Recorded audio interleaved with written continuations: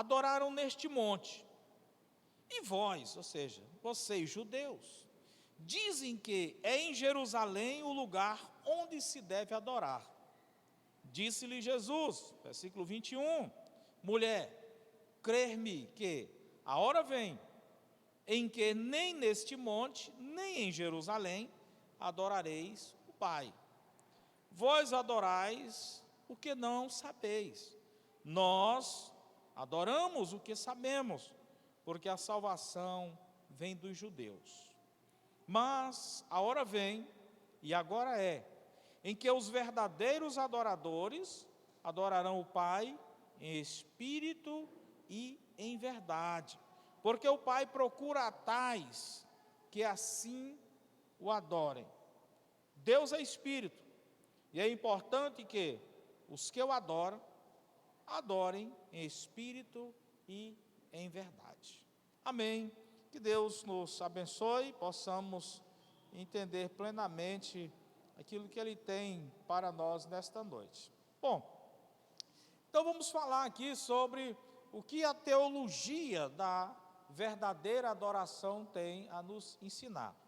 Olha, irmãos, antes de entrarmos falando o que o texto nos ensina, é necessário entendermos o contexto, o que se passava, o que acontecia, quem era aquela mulher, de onde ela vinha. Ora, primeira questão é que quando nós observamos o texto bem no seu início, Jesus disse que era necessário passar por ali. Era necessário. Os discípulos não entenderam do porquê Jesus disse é necessário. Mas Jesus já tinha proposto em si um encontro com aquela mulher. Ele não conhecia, ele não havia conversado com ela, mas ele sabia que iria acontecer aquilo ali. Segundo, ele precisava ficar sozinho. Note que ele manda todos os discípulos, vamos pegar ali os apóstolos, né? Todos os apóstolos irem à cidade comprar mantimento. Mas que tanto mantimento era esse? Para 12 homens trazer? Por que não foi ali 4, né? 5 e os demais? Não, ele queria ter uma conversa com aquela mulher em particular. Então ele manda todos irem. Bom, ele sabia já que aquilo ia acontecer. E quem era aquela mulher? Uma mulher samaritana. Quem são ou quem eram os samaritanos? Se nós observarmos a história de Israel, para que nós entendamos o texto. Israel teve unificado ali sobre o governo até de Davi, Salomão. Quando Salomão passa o reinado para o seu filho, Israel é dividido por uma falta de sabedoria ali do seu filho que assumiu o reino. Como ficou Israel? Israel ficou cerca de 2,5 tribos, que era chamado Reino do Norte, cujo estabeleceram a capital, a cidade de Samaria, e geralmente foi ali um reino que, durante todos os seus reinados, a partir do seu primeiro ali, reino Jeroboão, foram reis desobedientes a Deus, reis que provocaram a ira de Deus. Bom, e ficou aqui cerca de 9,5 tribos, do outro lado, que compunha ali o reino do sul, cuja capital era Jerusalém. Então ali estava o povo de Deus dividido em duas partes, reino do norte, reino do sul, vez por outra, eram aliados, vez por outra, inimigos, em batalha, ferrenho, apoiando outros inimigos, e assim fora se passando. Bom, Deus advertiu muito o reino do norte por sua rebeldia, que Deus os levaria cativo. Agora vamos pensar, olha, nós vamos pensar de forma decrescente. Salomão reinou ali em torno do ano 1000, certo? Do ano 1000 antes de Cristo. Então, de lá para cá, após o seu reinado de 40 anos, vem a divisão do reino, e ali o tempo foi se passando, o reino dividido. Voltando, descendo, de 1000 vai descendo. Então, no ano de 722, antes de Cristo, então o reino do norte ele é levado cativo pelo rei da Síria. Então, o rei Zargão II, ele então levou cativo o reino do norte, as 2,5 tribos. E qual era ali a metodologia do reino? Era chamada expatriar. Então, ele dominava um reino, ok? E ele pegava aquele povo e dividia em fração e mandava uma parte lá para um determinado país, outra parte para outro, ou seja, porque ele fazendo aquela divisão, não havia como aquela nação novamente se juntar e compor um exército contra o reino. E assim ele fez com o reino do norte. Ele mandou gente para várias cidades. E as terras agora conquistadas do reino do norte, a sua capital, Samaria, o rei então traz gente de outras nações que ele havia conquistado. Gente de Guta, Sepharvá e outros países. Então, aquele povo ali ficou misturado. Gente de todas as nações e um restante de judeu que ali havia ficado ainda em Samaria. Bom, mas o que foi que aconteceu? Que com a vinda daquele povo, eles trouxeram seus costumes, suas religiosidades, seus deuses, e ali começou uma miscelândia de adoração, uma mesclagem, era adoração, tudo quanto era de ídolo. E Deus, o Deus eterno, então mandou leões para devorar aquele povo. E ali o morticínio estava sendo muito grande, e o rei da Síria, querendo saber o porquê daqueles ataques, alguém que fora levado cativo, um profeta disse para o rei: olha, meu senhor, é porque o povo que tu enviaste para aquela terra não sabe adorar o Deus da terra. Qual a solução? Manda sacerdotes que ensinem o povo como eles devem adorar ao Deus eterno.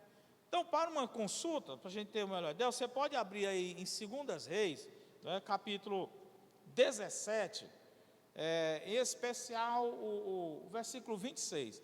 2 Reis, capítulo 17, bom, 26. Alex, encontrou, Alex? Liga aí o microfone do Alex. Bom, você tendo esse versículo como referência, depois você pode pegar o contexto anterior e posterior, e você vai ler toda essa história que eu fiz o resumo aqui nesses curtos minutos. Aí é só para você então marcar na sua Bíblia. Vamos lá, Alex. Por isso falaram ao rei da Assíria, dizendo: a gente que transportaste e fizeste habitar nas cidades de Samaria, não sabe o costume do Deus da terra. Assim mandou leões entre ela, e eis que a matam, porquanto não sabe o culto do Deus da terra. Ok. Então, o que foi que aconteceu? O rei manda sacerdotes ali para ensinar o povo, e os sacerdotes ensinam o povo como de fato adorar o Deus eterno. Só que nós temos que entender que o texto vai dizer que o povo adorava a Deus, mas também mantinha a adoração dos seus deuses, que eles haviam trazido consigo. Então ficou ali uma miscelânea religiosa. E o que foi que aconteceu? Cessou, vamos assim dizer, a praga dos leões, porém, aquele povo começou também a casar com os judeus que haviam ficado ainda ali, naquelas terras, que não foram levados cativos pelo rei. Alguns fugiram, depois ali foram para a terra. E ficou aquela mesclagem. E por o nome da capital ser Samaria, aquele povo recebeu o apelido posteriormente pelos judeus, ao retornarem do cativeiro, de samaritanos, que era um termo pejorativo, um termo negativo, samaritanos. E aí aquele povo ficou mesclado, várias nações mescladas, judeus, tal. Bom, mas aqui, no termo religioso, o que foi que aconteceu? Eles, então, passaram a ter este temor, entre aspas, de Deus. Temor mais dos leões do que de Deus. Então, não vamos adorar Deus para que Ele nos livre dos leões. Mas era uma falsa adoração, porque eles mantinham ainda os seus deuses. Aquela adoração era mais algo para poder ser beneficiados. Não, Deus, nós vamos fazer aqui do jeito que tu pede, e de contrapartida tu não envias esses leões para nos matar. E assim o povo foi ficando. Bom, com o ensino dos sacerdotes e a mesclagem com os judeus, eles foram, durante todo aquele tempo, tendo uma ideia de que eles eram também o povo exclusivo de Deus, em alguns casos mais de fanatismo, que eram o povo exclusivo de Deus. Quando chega o ano 332, olha, vamos baixando, 332, o povo, aliás, deixa eu subir um pouquinho para poder explicar outro caso para vocês, senão vocês vão ficar em dúvida. Bom, vamos lá. É muita informação para uma introdução, não é isso? Mas vocês são inteligentes, não estão com sono, então vão entender. Vamos lá. Eu disse que no ano 722, o reino do norte, aquelas duas tribos, foi levada pelo rei da Síria cativo. Bom, ficou o reino do sul. Alguns reis, ok? Outros reis negativo, e Deus dizendo, olha, eu vou punir vocês também pela rebeldia, eu vou punir vocês. E aí, no ano 586, olha, note que baixando, 586, veio Nabucodonosor, o rei caldeu da Babilônia, e leva cativo ali agora aquelas 9 tribos e meia. Então ele fez a primeira leva, deixou constituir o rei foi rebelde, ele veio e levou a segunda, o rei rebelde, ele veio e levou a terceira leva. E lá o povo ficou cativo 70 anos. Ao término, o povo volta ali, sobre o decreto de Círio e Dário, tudo, reconstrói a cidade que Nabucodonosor havia destruído, Jerusalém, reconstrói o templo. E aí, quando nós vamos ler a carta lá de Esdras, Neemias, a gente vê ali o embate que os samaritanos, fazendo contra agora aqui os judeus que haviam voltado do cativeiro. E aí entra aquele caso famoso do Sambalá, ou Sambalate, dependendo da tradução, que tenta ali, de todas as maneiras, embargar, perturbar a obra. Então, aquele Sambalat, no ano 332, com inveja do templo que os judeus reconstruíram em Jerusalém, que havia sido destruído por Nabucodonosor, ele também constrói um templo nas mesmas medidas, na mesma aparência, lá nas terras de Samaria, no Monte Gerizim, para os samaritanos. Então, os samaritanos também tinham ali o seu templo de adoração. E aqui, no Reino do Sul, o templo reconstruído em Jerusalém. Por isso que a mulher, ela diz, olha, vamos lá, versículo 20. Nossos pais adoraram neste monte, no Monte Gerizim, aqui em Samaria. Mas vocês, judeus, dizem que o lugar onde se deve adorar é lá em Jerusalém, no templo de vocês em Jerusalém. Então, note que havia uma confusão na mente daquela mulher.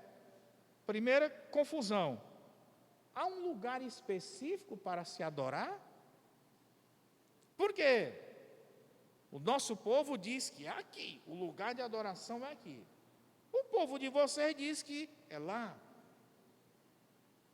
Então, a primeira questão é: existe um lugar geográfico para a verdadeira adoração? E Jesus disse: olha, está chegando a hora. E ele vai dizer no versículo 22, e já chegou, que nem é lá, nem é cá, mas a adoração, ela vai ser pelo indivíduo, e uma oração em espírito e em verdade, a adoração do verdadeiro adorador, a adoração que o Pai assim é. Então, seria a primeira lição da nossa introdução para entendermos uma adoração. Porque as pessoas, esse pensamento da mulher, ela já vinha de muito tempo. Porque quando nós vemos lá no início ali dos patriarcas, eles tinham aquela tendência de irem aos montes orarem. E aquele pensamento não parte do povo de Deus. Já os gentios, vamos assim dizer, os cananeus, eles também usavam os montes para adorarem os seus deuses, para cultuarem os seus deuses. E essa ideia, ela varou os séculos. E na década de 80, aqui no Brasil, se tornou muito famoso com a chegada aí desse pensamento neoapostólico de orar no monte. Vamos orar no monte, no monte, no monte. Certo? Bom, primeira questão que temos que entender, eu não estou criticando ir orar no monte. Eu critico o pensamento de que o monte é um lugar abençoado, é um lugar onde Deus vai estar. Não existe isso aí. Qual foi o ensino de Jesus? Entra no teu quarto, fecha a porta e ora. Ah, pastor, mas eu não posso ir ao monte. Pode, meu filho, você pode orar onde você quiser. No monte, na praia, na fazenda. Agora, o que nós não podemos ter é o misticismo de que há um lugar específico onde Deus está.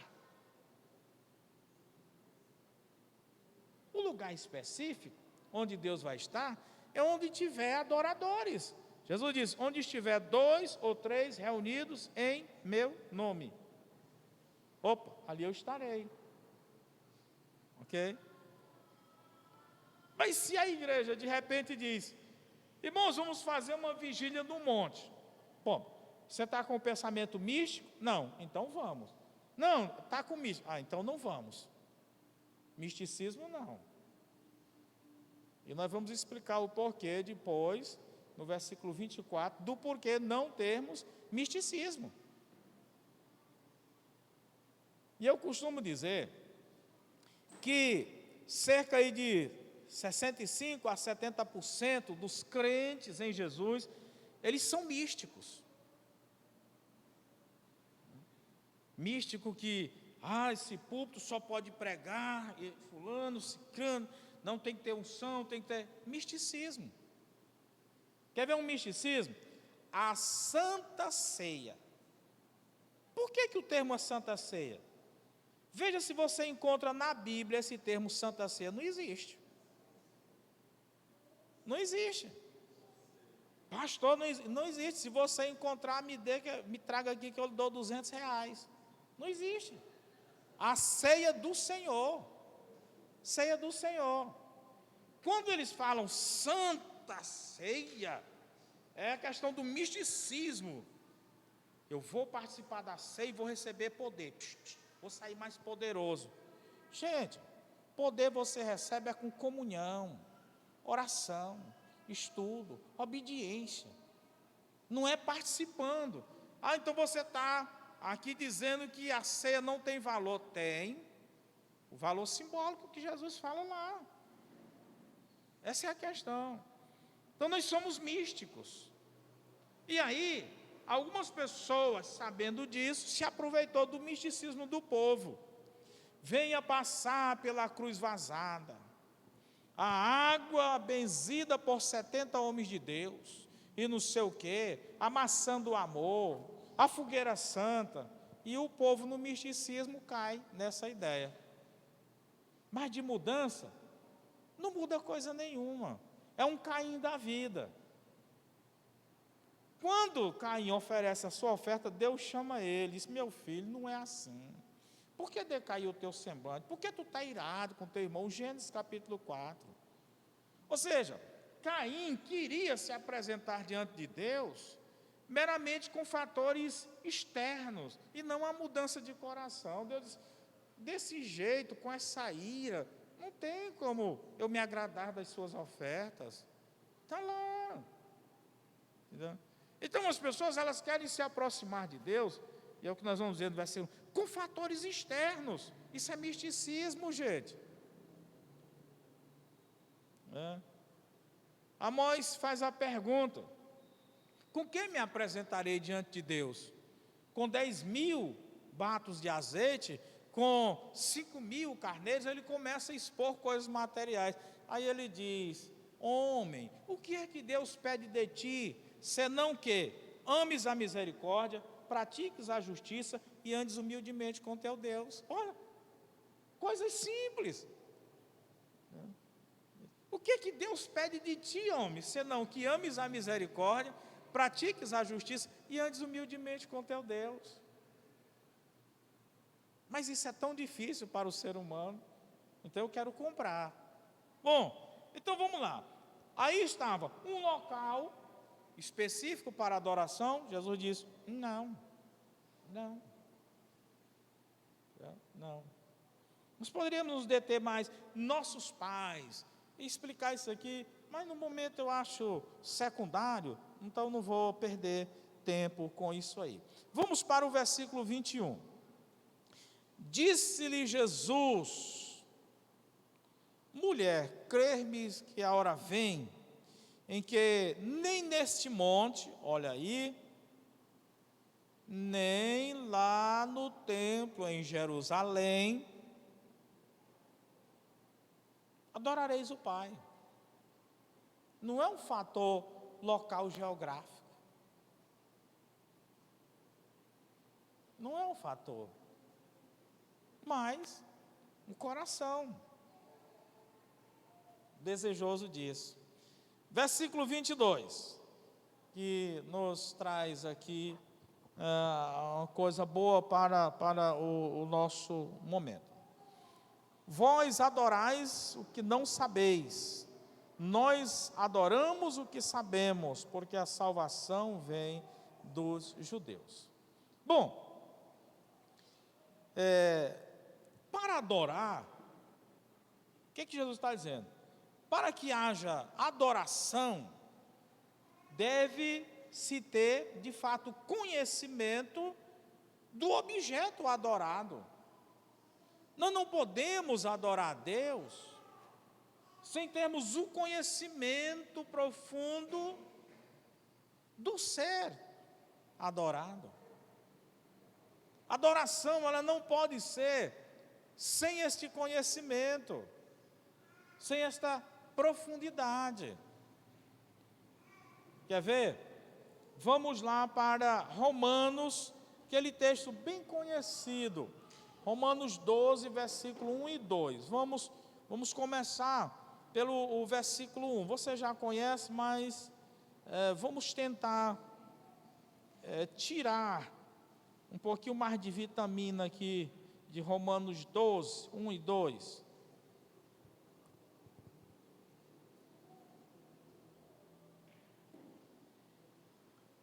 Olha aí, versículo 1 ele diz: rogo-vos, pois irmãos, Romanos 12, 1, rogo-vos, pois irmãos, pela compaixão de Deus, que apresenteis os vossos corpos em sacrifício vivo, santo e agradável a Deus, que é o vosso culto racional. Olha o que Paulo está dizendo. Nesse tempo, Deus não aceita mais aquele sacrifício de animais. Não. O que Deus quer de vocês? Agora, não é um sacrifício de animais mortos, mas é um sacrifício vivo. E o holocausto é você mesmo.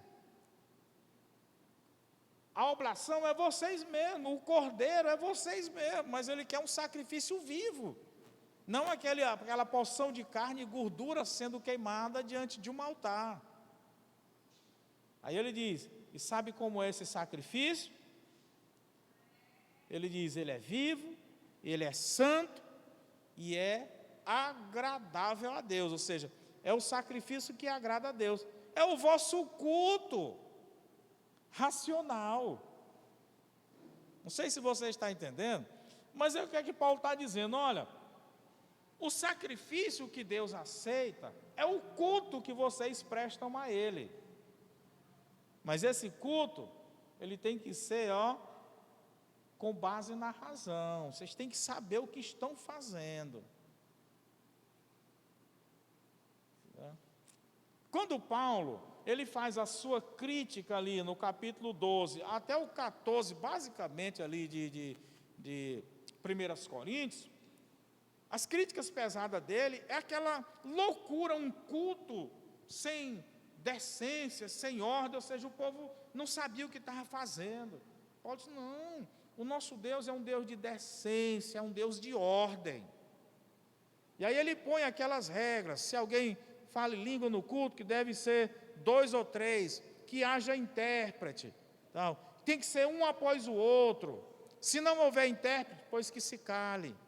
Então ele começa por ordem, dentro da coisa, porque o culto a Deus, o adorador ele tem que saber cada ponto do que ele está fazendo, não é uma loucura não, meus irmãos, não é uma loucura.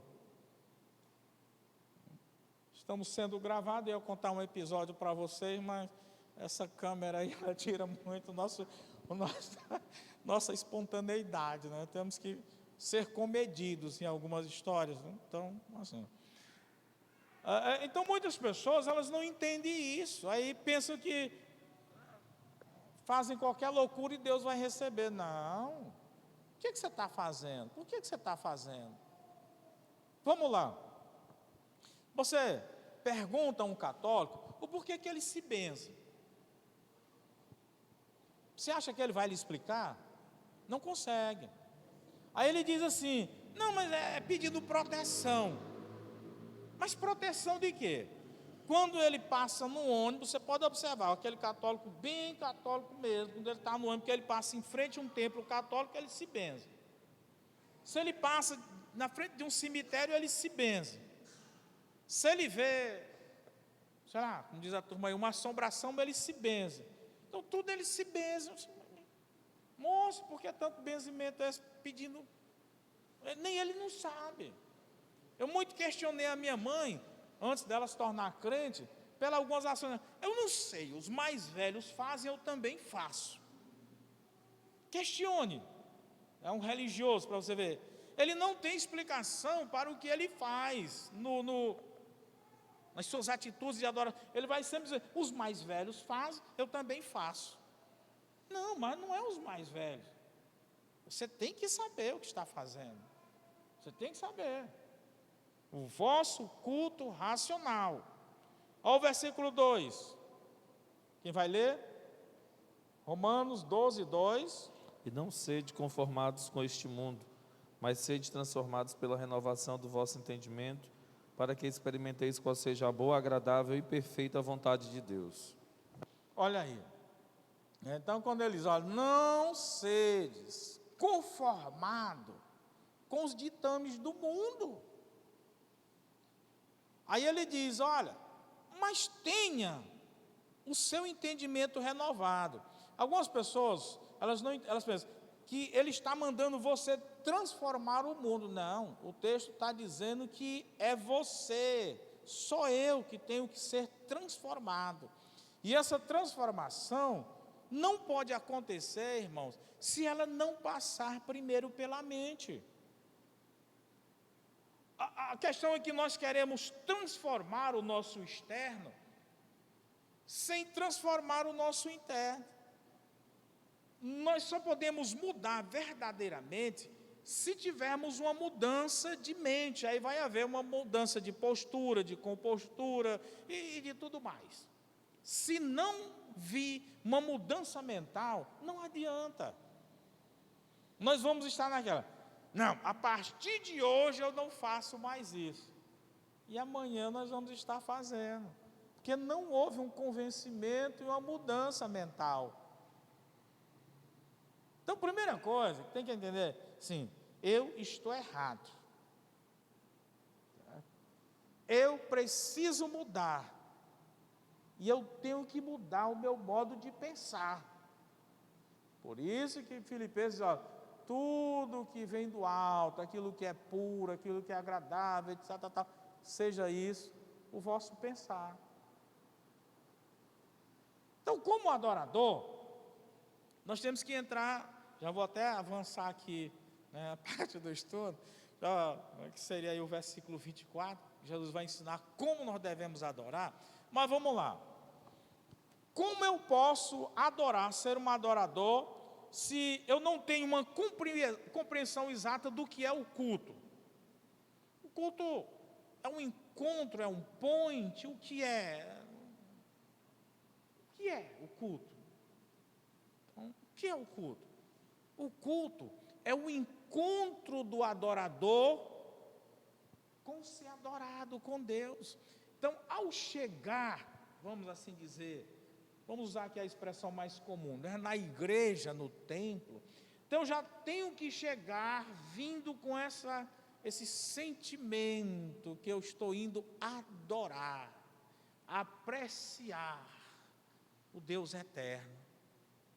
Quer que eu chego no culto? No WhatsApp? Preocupado com minhas dívidas, preocupado com as minhas responsabilidades, com os meus problemas familiares. Então eu venho para o culto carregado negativamente, passo o culto carregado negativamente, vou sair do culto carregado também negativamente. Não houve uma desopilação dessas questões, porque não há um entendimento de adorador. Aí, se canta hinos tão bonitos, mas não surtiu efeito em mim. Leituras tão espetaculares, este salmo aí que foi lido, falando da voz de Deus, né? Então o autor ali se esmerou em glorificar Deus, mas para nós não tem sentido nenhum. A pregação, por mais que o orador se esmere, não vai ter sentido e mudança nenhuma em mim, porque eu não sou um adorador. Eu sou apenas uma pessoa no meio da multidão. Eu não vim com o propósito de adorar. Eu não tenho conhecimento, eu não sei o que é adorar. É muito comum, quem é pregador, a gente está pregando e a gente vê o pessoal no WhatsApp, outros conversando um com o outro. Eu te pergunto, será que essa mensagem está tão ruim assim para nós? Por mais que tivesse ruim, eu sou um adorador, então eu vou buscar me alimentar. Se eu não consigo tirar nutrientes da mensagem 100%, vou tirar pelo menos 10%. Esse é o nosso problema, irmão. Agora vamos lá. Você está com fome. Estou falando da fome, né, biológica. Você vai ao restaurante. Toda espécie de comida ali no self-service. Mas você pega a bandeja e não põe nenhuma comida. Leva ali o seu prato à mesa com os talheres, mas não tem nada para comer. Você vai sair alimentado do restaurante, só com o cheiro da comida? Vai, Alex? Seria bom, né? Não vai. Não vai, gente. Tem que comer. Assim somos nós. Nós aqui vimos para nos alimentar, mas não nos alimentamos, voltaremos com fome espiritual, com sede espiritual. Crentes fracos, não somos adoradores. Então o que Jesus disse para aquela mulher é isso: olha, vocês não estão sendo adoradores, porque vocês adoram o que vocês não sabem, o que vocês não conhecem. Vocês precisam conhecer. E o conhecimento, está aqui, o culto racional, um culto de conhecimento. Jó 42, 5, o que é que ele diz? Eu te conhecia por ouvir falar, mas agora, depois de toda essa experiência, né, eu te conheço, ó, com os meus olhos. Agora eu sei de fato quem é. E Jó, meus queridos, ele era uma pessoa obediente, porque ele ouvia falar, né? Alguém dava ali o seu testemunho, olha, Deus fez isso, tá? Então ele disse, opa, esse Deus é muito bom de servir. Mas ele não tinha experiências pessoais práticas. É isso que às vezes falta em mim, falta em você, falta na igreja. Essa série, não sei nem se eu posso chamar de série, né? Ou da oração, exatamente para abrir os nossos olhos, para que possamos dizer como disse Jó, agora meus olhos se veem, agora eu entendo a coisa. Eu não quero ser só um em meio à multidão. Parece que, às vezes também, nós estamos vindo ao culto para cumprir uma tarefa que temos. Se eu sou pregador, bom, ali eu estou fora do culto, esperando só chegar o meu momento para me ir e pregar. Preguei, pronto, fiz a minha parte. Se eu sou músico, bom, agora é o ministério, vou tocar. Terminou, vou lá para fora, vou para qualquer outro lugar, me desliguei do culto. Cantor, não, gente. Nós viemos para adorar. Falando nessa questão de sacrifício, nós vamos falar aí, talvez na próxima semana, até a oferta é um momento de adoração de sacrifício, porque vai mexer no seu bolso, até isso aí. Até isso aí, sacrifício. Sacrifício vivo, santo e agradável a Deus. Bom, bem, voltemos lá para João. Sei que você já está com sono, é por isso que é bom você dormir, né, se puder, assim, na quinta-feira, um pouquinho, porque você sabe, eita, eu vou enfrentar o pastor João Pedro hoje, então eu preciso estar em forma, sem sono, né? Mas é assim mesmo, é o sacrifício vivo. Ok, então, aí ela parte, né, para o versículo 23, Jesus parte dizendo, mas a hora vem, e agora é. É como se Deus dissesse, olha, vamos mudar as regras do jogo. A partir de agora, eu quero a coisa dessa forma. Eu quero a coisa agora dessa forma. Ao meu ver, se tornou uma exigência maior para nós, crentes do Novo Testamento. Mas a hora vem, e agora é, em que os verdadeiros adoradores adorarão o Pai em espírito e em verdade, porque o Pai procura tais que assim o adorem. Nós vamos comentar pouco isso aqui, porque posteriormente é que nós vamos nos dedicar mais a falar sobre isso aqui. Mas o primeiro destaque que eu quero fazer, ele diz, os verdadeiros adoradores. Então, se ele usou aqui esse adjetivo, né, Alex? Se ele usou verdadeiros, então é porque existem os falsos. Senão ele só diria os adoradores, mas ele usou os verdadeiros adoradores. Então existem os falsos adoradores. É fácil provar? Sim. Vamos lá. Começar do Velho Testamento. Ali estava, capítulo 18, Elias com os profetas de Baal e os profetas de Acera. Tá, vem aquela disputa, os profetas começam ali de manhã, né, já aquela adoração a Baal, a Acera, tudo, e vai, e nada de manifestação ali daqueles deuses. Chega ao ponto que eles começam o ápice da adoração deles e começam a se bater com um chicote, com uma lanceta, que era um metalzinho perfurante na ponta do chicote, né, se batendo. E lá o texto diz que o sangue jorrava nas costas dele. Então eles ali naquele sacrifício, e Elias dizia, zombando deles, olha, fale mais alto, né? Talvez Baal esteja dormindo, esteja viajando, e aquela gritaria toda deles ali, ó, ali tinha 850 profetas. Não, pastor, o texto quase, não, era uma quantidade de Baal e uma quantidade de Acera, eram 850 homens ali naquela adoração. Mas, quem era o objeto da adoração? Um Deus com D minúsculo. Não existia. Então, queridos, o que pode acontecer? Havia sinceridade? Eu creio que sim. Ao ponto de se martirizarem, de se ferirem. Havia. Houve o desejo no coração? Sim. Mas e o objeto da adoração? Agora, qual foi a adoração de Elias? Ou a intimidade com Deus? Veja lá, que oração é aquela? Senhor, como tu já me disseste, pronto, acabou, foi a oração dele. Por quê? Porque ele já tinha uma vida de intimidade, ele já tinha conversado com Deus sobre todo aquele assunto, Deus já tinha dado todos os detalhes para ele. Ali, Elias, ele não mandou cavar aquele rego, jogar aquela água dele, não. Você pode ver aqui no texto, ele simplesmente na oração, ele diz, ó, da forma como tu me disse, foi feito, é o que ele está dizendo ali, ó. Entendeu?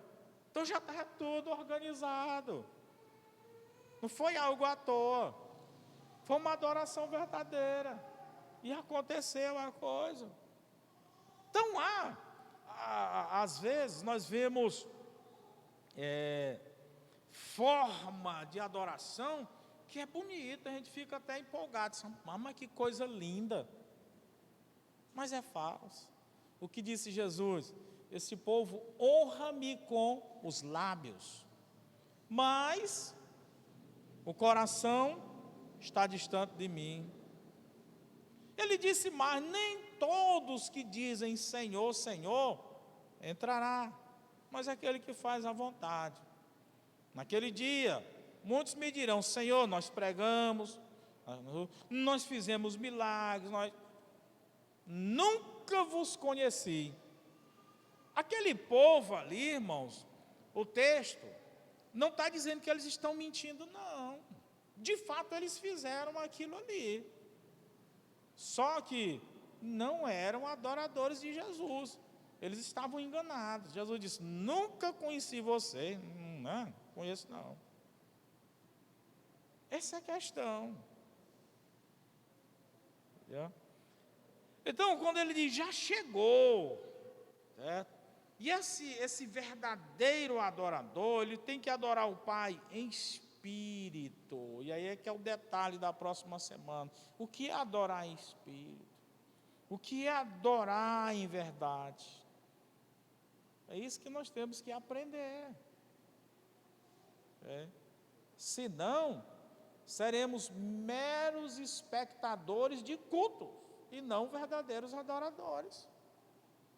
Eu vejo que a nossa igreja está precisando aprender sobre isso. Eu vejo que a nossa igreja está precisando praticar isso. E olha, eu acho que o retrato da nossa igreja é o retrato de quase todo o povo evangélico, quase todos, não estou generalizando. Precisa aprender sobre isso. Ser de fato esse adorador, verdadeiro adorador que adora o Pai em espírito e em verdade. Então vamos lá, um pouquinho. Isso aí. Olha, irmã Fátima, espere o microfone aí, para que os outros também possam. Isaías 29, no versículo 13, que diz assim, ó, o Senhor diz, esse povo se aproxima de mim com a boca e me honra com os lábios, mas o seu coração está longe de mim. Que fala aqui a palavra de Deus, né, que o nosso coração precisa verdadeiramente ser um verdadeiro adorador, né? Jesus utilizou o texto Paulo, lá em Romanos, também utiliza o mesmo texto para falar sobre essa questão.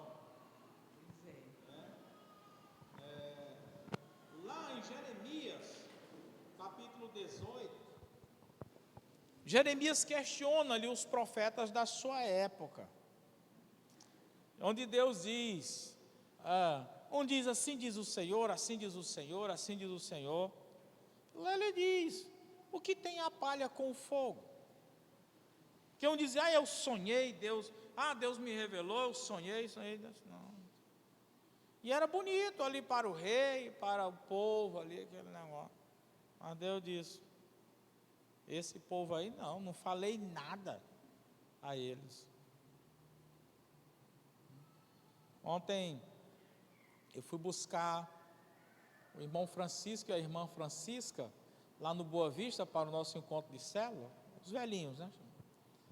E aí nós passamos próximo ao templo lá na entrada do Boa Vista, e muita gente, e eu não sei se a Vânia percebeu, uma senhora idosa, tudo de branco ali, né, com dificuldade, caminhando para ali, muita gente. E aquele pensamento, oh meu Deus, tanto sacrifício por nada, né? Adorar ídolos. Com toda sinceridade. Paulo, escrevendo aos Romanos, ele dá testemunho de que eles têm zelo por Deus, porém, um zelo sem sabedoria. É triste, mas verdade. Bom, então uma palhinha aqui já da nossa semana. Existe aqueles que creem que nós somos compostos de duas partes, né? São os dicotomos, espírito e alma, que é a mesma junção ali do corpo. Então o que eles dizem? Olha, o espírito é a nossa parte invisível, que essa mantém o relacionamento com Deus, é que faz a nossa ponte espiritual com Deus. Um animal, um cachorro, por exemplo, ele não tem espírito, então ele não tem esta parte invisível que o conecta a Deus. Todo ser humano, ele tem o desejo pelo o espiritual. Então, é um termo que eu não vou usar aqui, porque vocês podem entender mal, mas geralmente é chamado assim, o desejo pelo divino. O que é esse divino? É um ser espiritual, que eles creem como Deus. O índio, ele tem lá as suas entidades, tem suas crenças, sua religiosidade, e assim todos têm. Por quê? Porque o homem, ele tem essa parte, o espiritual, que ele quer, né, se alimentar, ele deseja disso aí. Jesus disse,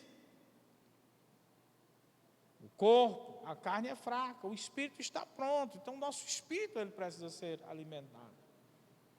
Então essa adoração, ela não é baseada em mecanismo humano que nós vamos estudar, mas é esse relacionamento do nosso espírito com Deus, e para isso nós precisamos estar de fato no patamar da espiritualidade, senão nós não faremos esta conexão. É uma conexão via Bluetooth.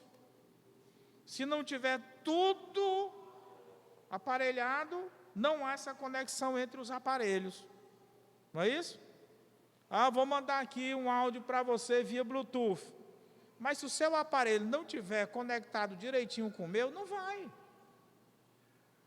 Tem que estar pareado, né? Como eles chamam, pareado. E assim é com Deus.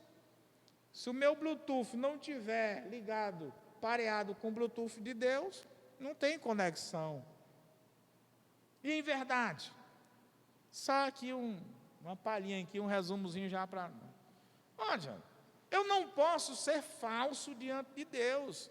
Não haverá também conexão nessa adoração. Então tenho que ser verdadeiro.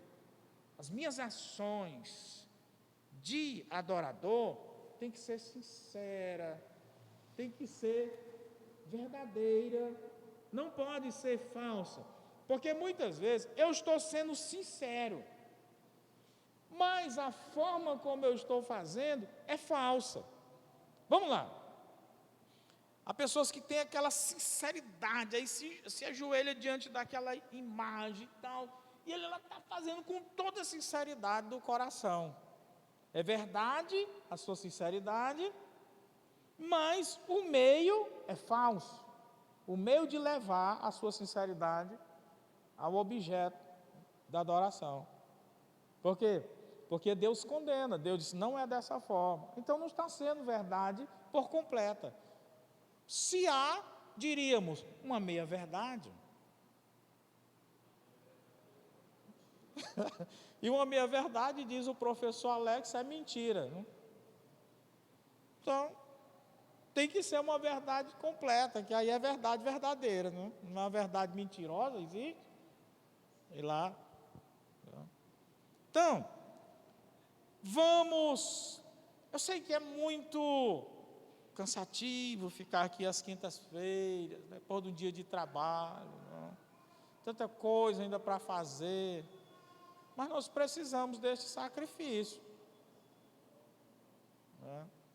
Ninguém chega a uma formação sem estudar,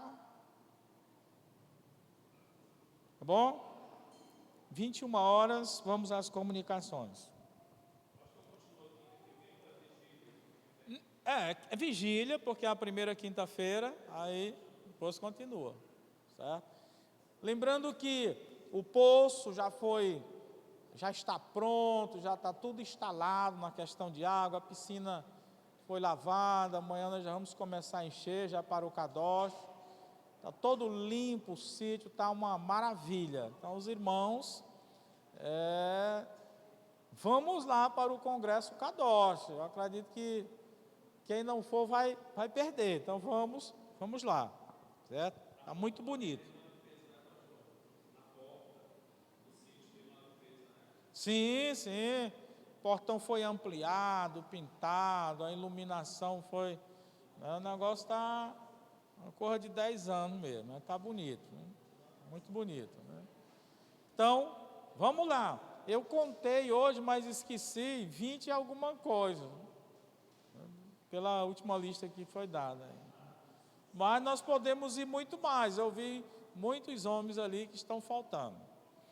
Bom, se você puder ir, vá, a não ser que haja um extremo que você não possa ir. Domingo, até coloquei um vídeo hoje no grupo da igreja, de vários pastores, líderes denominacionais do Brasil, convocando o povo de Deus para um jejum no domingo, começando à meia-noite, indo até o meio-dia pelo nosso Brasil. Bom, e eu também coloquei